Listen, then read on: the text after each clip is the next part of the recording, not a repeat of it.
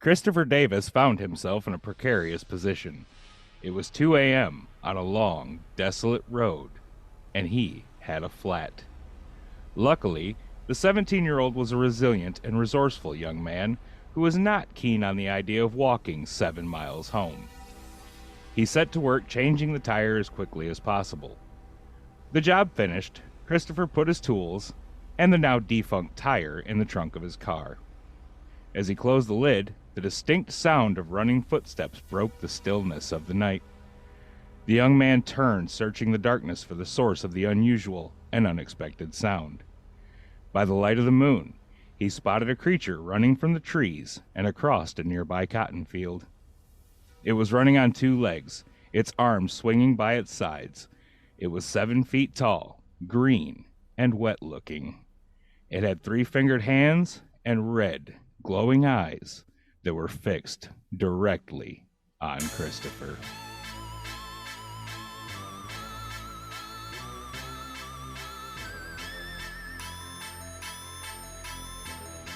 Hello there, friends, and welcome to the Paranatural Podcast. My name is Ben.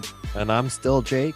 And we are so glad that you could join us tonight as we take a journey to the wetlands of Lee County, South Carolina, and sink our scaly claws into the story of the legendary lizard man of Scape or Swamp. How you doing tonight, Jacob? I'm getting a chub from your, right. intros here. Hey, we're back and we're hot, baby. Oh, we're so hot. And on that note, I would just like to thank everyone for being a little patient with us. Life kind of took some real funky turns there for a minute, and we had to be on a little bit of a hiatus, but we are back, baby. We are back. Back and ready to podcast and fulfill your need of the spooky and unexplained. Hell yes, we are. Now, before we get back into what happened to young Christopher Davis, we do have 2 new Patreons to thank. So first, we'd like to say thank you to Rebecca Wood. Thank you, Rebecca. And secondly, Mr. Gage Arndt. Thank you, Gage. Hey! Love you, Gage. So if you would like to be like them and help support our show, just go to patreon.com/paranaturalpod. $5 a month. We're going to be getting extra content out to you guys real soon. So yeah, you can do that. And if you can't commit to $5 a month, hey, we understand. But if you still like to support the show, tell a friend. Take an episode, share that sumbitch to everybody in your contact list, everybody on your Facebook, everybody everywhere, and we really appreciate it. Even if the Instagrams lets you share stuff, I'm not sure if it does, but it does. Oh, we'll share that shit. We're on Instagram, but Jake doesn't know. He doesn't handle any of that. I don't do the Instagrams. I hardly do the Facebooks. Yeah, we're on Instagram and we're on Facebook. We're on Twitter too, but I don't know how to twit. So, whatever. Now we just need MySpace and Yahoo, right? And dude, if I could get back on MySpace, that would be the shit. I think mine's still active. I know none of them are active anymore. No, they shut down MySpace, my friend. What the hell? Sorry to break that news to you. Hypocrisy. Tom was our first friend and we just abandoned his ass. Son of a bitch. These are all jokes for the older people in the audience. Yeah, well, I was like 14 when I had my MySpace. Ooh, youngin'. Yeah, half my life ago. Half your life ago. But Yahoo Messenger, that was the shit when I was like 12. And AOL. AOL. I had one to be professional. AOL Instant Messenger. Yeah, Instant Messenger was for the babes. All right. Anyway, now that we're all done with all that bullshit. So we're ready to get back into what happened to Mr. Davis? I'm so ready. All right, let's go. So moldy schnauzer. You got so Christopher Davis, he's out in the dark. It's 2 a.m. He is by Scape or Swamp, right? Which is this huge tract of wetland out in South Carolina. And I looked up pictures for it, and it looks pretty much like you would expect a swamp to look, right? It's all wet, and there's a bunch of trees around, and there's moss everywhere. It's a really good place to put a bunch of fairy tale creatures if you want to get rid of them. That was a Shrek joke. That was a Shrek joke. All right, anyway. So he's watching this big lizard man guy running at him, right? So he does the smart thing and he jumps in the car and he locks the door, right? And as he's starting the car, the creature gets to him and it runs right up to the driver's side door. And Christopher looks through the window, but all he can see is a huge, scaly torso and a large, scaly, three-fingered hand that the creature is using to try to open the door. Right? So it's trying to get in there at him. Christopher gets the car started, drops it in drive, he floors it. And he looks in his rearview mirror, and as he pulls off, he sees the creature running after and gaining on him. So he like just floors the car, trying to get it to go faster. And he glances down at the speedometer and he claims that the needle is just shy of 40 miles an hour and climbing. And he looks back in the rearview mirror just in time to see the monster leap. Then there is a heavy thump on the roof of the car, and Christopher sees the creature's fingers curl over the roof onto the windshield. And it like digs in with its long, black, talon-like claws. So Christopher does the only thing you really can do in that situation. He starts jerking the wheel side to side, which eventually succeeds in shaking the creature loose. It falls onto the roadway, and Christopher speeds off into the night. He makes it home, and the car there's quite a bit of damage to it. The driver's side mirror is ripped off. There's scratches on the door. There's dents on the roof, scratches on the roof.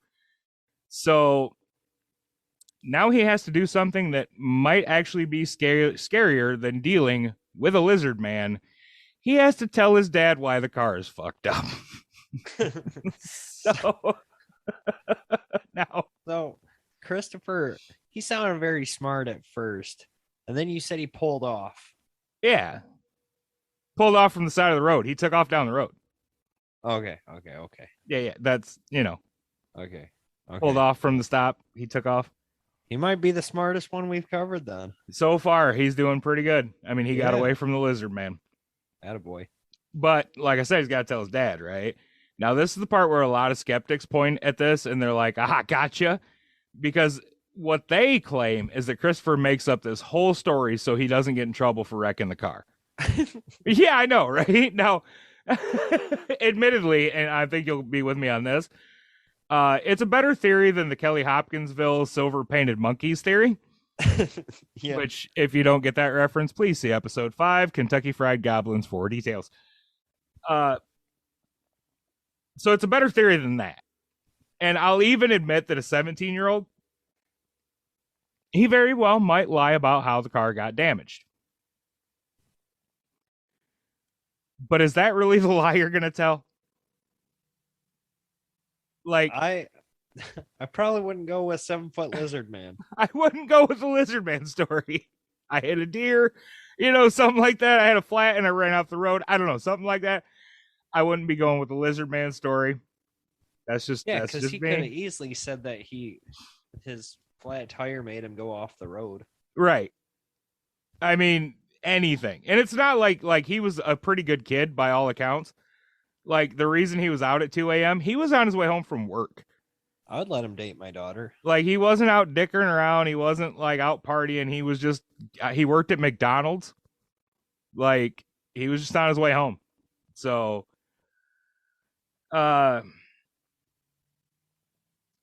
so Christopher's dad, to give him credit, must have not thought that his son would lie about a lizard man either. We don't exactly know how the conversation went. I didn't find that anywhere. But Tim believed his son enough that he urged Christopher to report the incident to the local police, which Christopher was reluctant to do, for obvious reasons.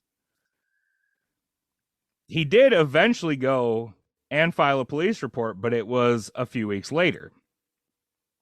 And it was after a couple by the name of Tom and Mary Way of Browntown, South Carolina, filed their report.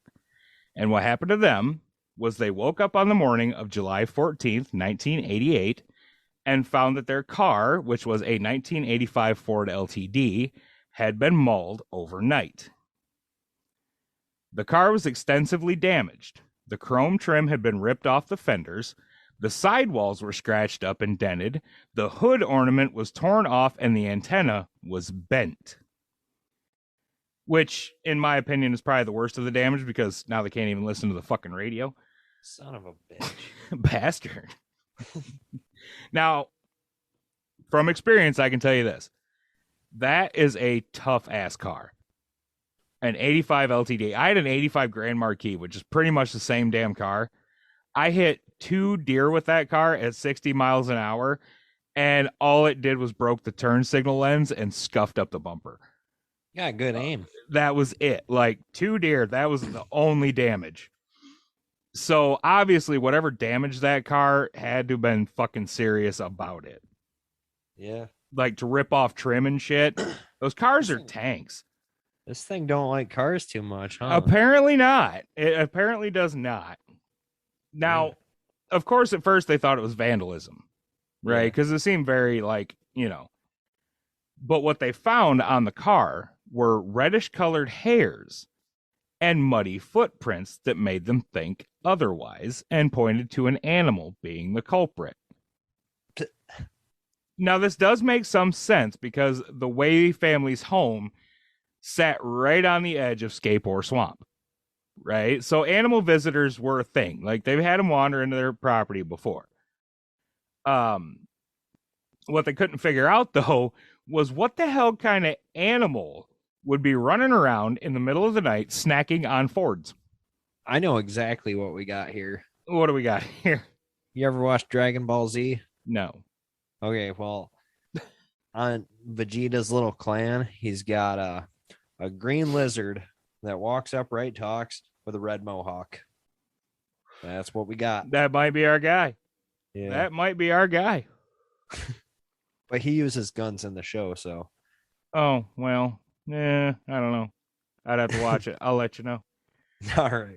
So anyway, the deputies arrive, right? Take the report and check things out. And they agree with the animal theory and even found further evidence to support it.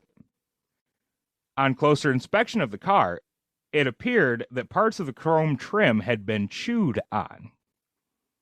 Yeah, I don't know what kind of critter's chewing on chrome, but it's something. Right. The deputies were just as perplexed as the family, so they called Sheriff Liston Truesdale and hit him with the old, "You better come take a look at this" cliche. So Truesdale gets out there, he takes a look around, talks to the family, and he called a biologist because he as well was like, what the shit? So this biologist gets there and determines that the hair and the tracks on the car were that of a fox. Yeah, they made the same face Jake's making right now because it didn't make sense to anyone, including the biologist, how a fox could have damaged the vehicle to that extent. Because foxes are not big, they're not real strong. No. Right? Okay. They're like cats in half dog form. Yeah, kind of. They're roughly large cat size, really. I mean, so the two, Truesdale and the biologist, they did some more looking around the property. And they found some larger tracks about 25 yards away from the car that they thought were most likely bear tracks. However, that point was contested by more than one local hunter who saw the tracks. Yeah, I don't know. Bear tracks are... Now, a bear's strong enough definitely to tear up a car. Yeah. But the tracks were 25 yards away. It doesn't really make a lot of sense. Yeah. And multiple people said, I don't think those are bear tracks. Yeah, I think lizard and bear would be pretty easy to differentiate. To distinguish between, you would think. Now, Browntown was a small rural community, and word does spread quickly in such places. So, obviously, a crowd of onlookers had assembled on the Waves property post-haste. It was from this crowd that Truesdale first heard that there might be another explanation for the damaged car. They told the sheriff about a big, green, swamp-dwelling creature that had a slight Scottish accent and went around with a donkey. Okay, no, it's another Shrek joke. Jeez, did you think we were going to do a swamp episode without more than one Shrek joke? It sounds more like Princess Fiona with the red hair. Went around with a donkey. Anyway, anyway, what the people did do is tell the sheriff about the lizard man, right? And at first he's like, yeah, whatever, get out of here with your bullshit. But eventually, like, enough people told him and they were like for real about it that he's like, okay, at least I'll look into this, right? So he started asking the crowd for the names of anyone who had seen this creature, like anybody they could think of who might be an eyewitness. And the crowd did give him some names. So the sheriff felt that it was his duty to follow up on the story, whether it was a hoax or not. But none of the potential witnesses to the creature's existence came forward. So all these people they named, they're like, yeah, we're not saying shit about shit, right? That is until the afternoon of the 16th, when Tim Davis brought his son Christopher into the sheriff's office. Attaboy, Chris. Attaboy, Chris. So the elder Davis had seen the story about the Waze car in the paper, which is how you know this all takes place in real rural USA when a damaged car makes it into the fucking newspaper. But he saw the story and he made his son come in. So the sheriff interviewed Christopher, got him to draw a sketch of the creature, and asked him to take a lie detector test. Now, what I'm going to do here is, Jacob, I am going to send you this sketch here. And I would like you to describe it for the people. Hopefully Christopher's a good drawer. Oh, you're going to see, bud. You are going to see.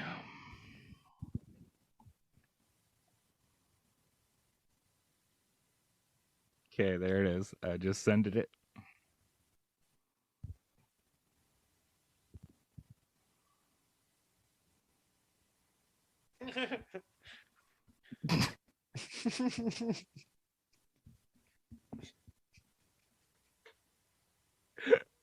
I don't even know how to describe it. 4-year-old drawing a picture of their bald dad with 3 fingers and no feet. Does it have a tail? Not on this. Yeah.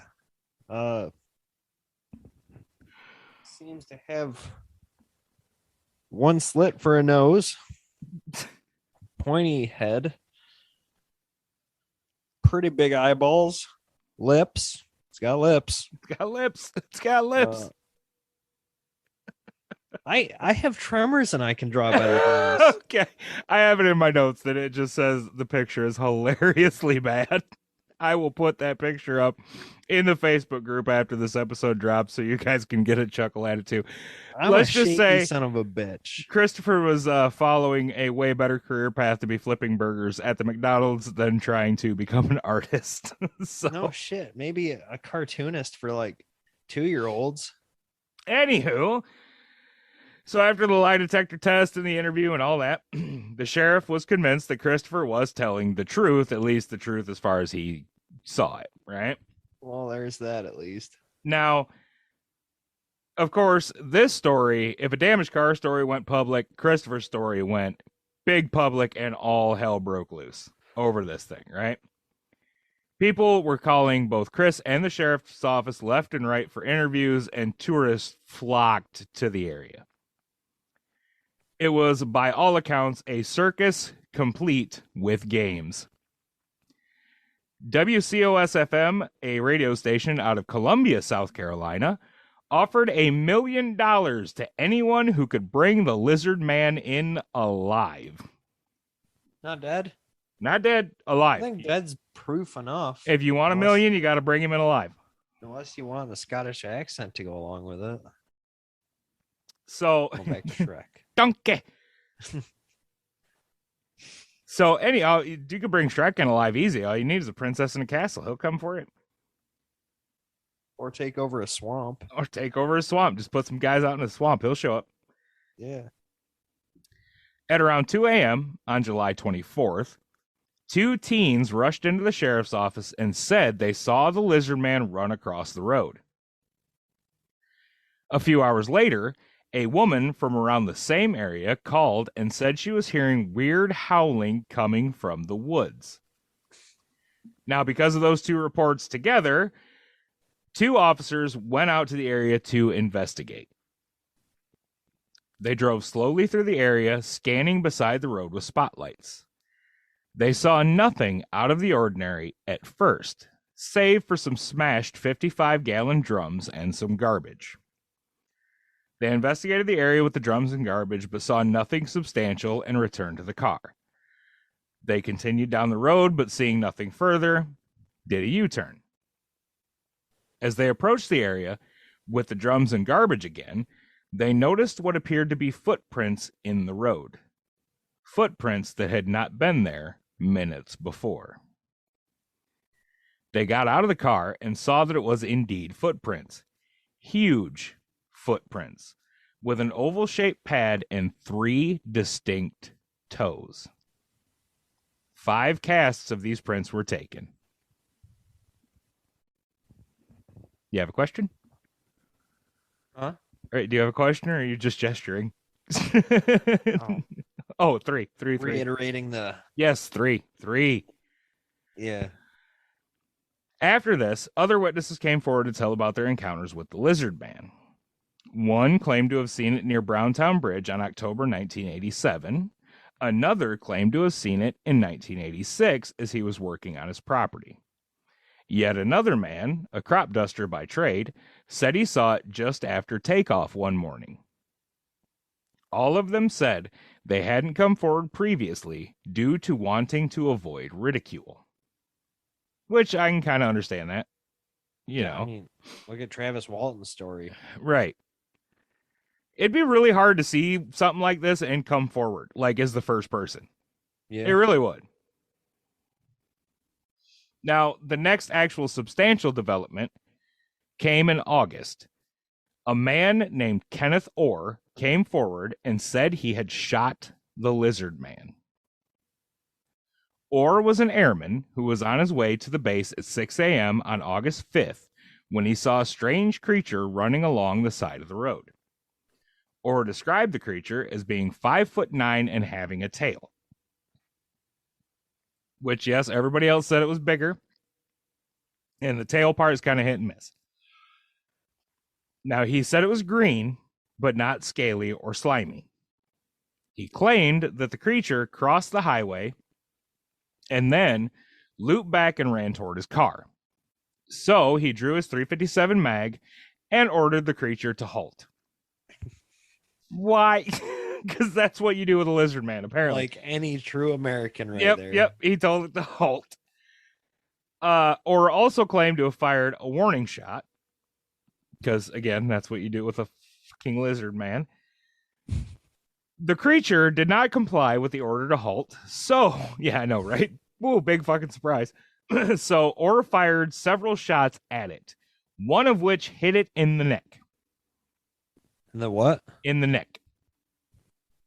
Yep, hit it in the neck. The creature fell against the hood of Orr's car for a moment before regaining its footing and disappearing into the swamp. Several shots, and it was close enough to be at the hood of his car. Yeah, he's not a good shot. He's not a good shot at all. He is not a good shot at all. Yeah, maybe he's got tremors too. Maybe. Anyway, Orr got out of his car, saw blood and scales on the hood, so he collected some with a napkin and then turned all of that over to the sheriff as evidence. Okay? Now, I'm kind of with that. I see you making a face, right? But if you got evidence, you got to collect it however you can. I get it. Yeah. The sheriff wasn't buying the story. Now, there are a few reasons why, but mainly it was the blood and scale evidence, which, to Sheriff Truesdale, was very obviously from a fish.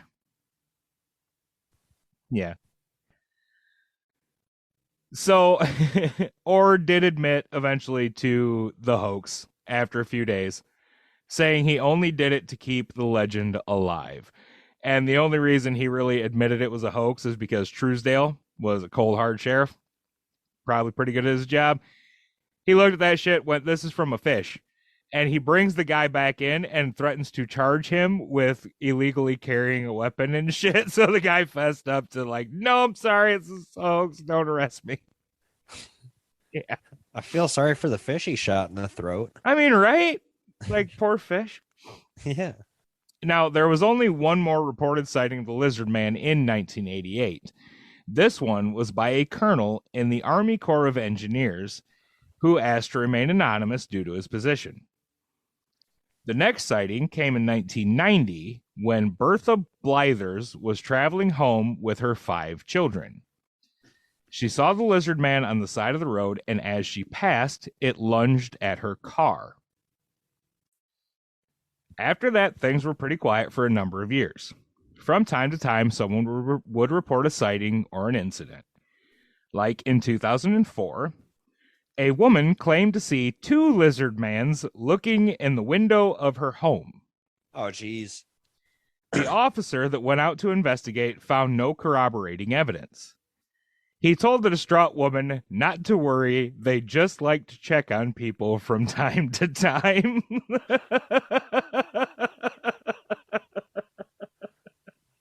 I'm not sure that would make me feel better, but okay. I guess you got to say something.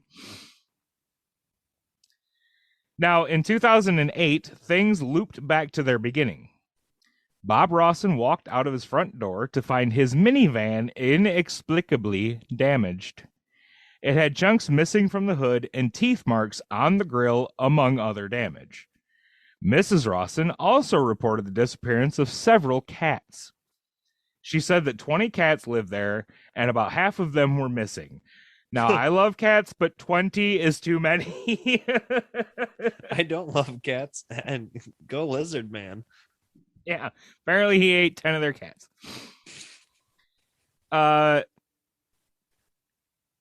So all that, Sheriff E.J. Melvin went out to investigate, and in a nearby field, he looked for further evidence, and there he found a dead coyote and a dead cow. So, yeah, I don't know. What they did do, being 2008 now instead of 1988, was they took DNA samples from the van around the bite marks and stuff. The results, dog. Yep, dog. Don't know either, but the results of the DNA test were from a dog. In 2011, another area resident found his Dodge Journey damaged in similar fashion to the previously mentioned vehicles. So that's just another damaged vehicle. Still no. Hates vehicles. And it apparently does, or some dogs do in the area. I don't know. One of the two. There was one further sighting worth note. In 2015, a woman named Sarah was leaving church, so, she's not lying, when she saw the lizard man running from the nearby trees. She snapped a picture with her iPhone, which, Jacob, I'm going to send you in just a moment. Yay.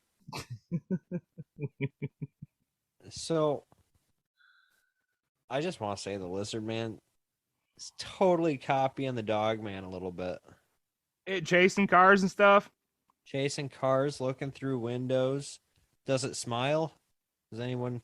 Nobody reported a smiling lizard man. Now, this is the picture. I just sent it to you that Miss Sarah took a picture of when she was leaving church, and she posted on Twitter this picture with the words something along the lines of, "I swear to God, this really just happened." I'm still on the picture from earlier. Okay. All right.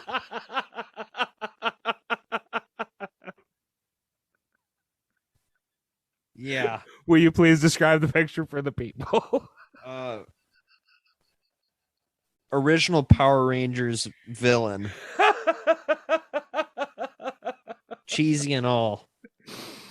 Looks it is absolutely a dude in a suit. A buff lizard mannequin. That is the buffest lizard man you could ever hope to see. I like the red eyes. Looks like fucking Reptar. Yeah, it does. It looks like it's got a strut going too. Yeah, buddy. Yeah, buddy, he does. Just lift up one of them fingers to be a hitchhiker. You get in business. All right, yeah. I will post that picture in the Facebook group as well. So if you would like to laugh along with us at all of this nonsense, then you can feel free to get in there. That's all I really got for the lizard man. If you conclusion wise, I'll leave it at this. Despite the very, very obvious fakeness of that last picture, I feel like something was going on down there. Like there was some sort of unknown critter running around. I don't know if it damaged the vehicles in the yards or what. I feel like Chris Davis was telling the truth. Like the man died with that story, swearing it was true. Other people have died swearing they saw this thing. Now, what they attributed to it, I can't say is true or not. But something was going on. There is actually some Indian legends of these creatures that I didn't get into. But what do you think, Jacob? Goodness. That last picture was great. That's a good one, isn't it? Get in the Facebook group. You guys can laugh along with that one. He's taking those furry orgies to the next level, huh? Yeah, it is.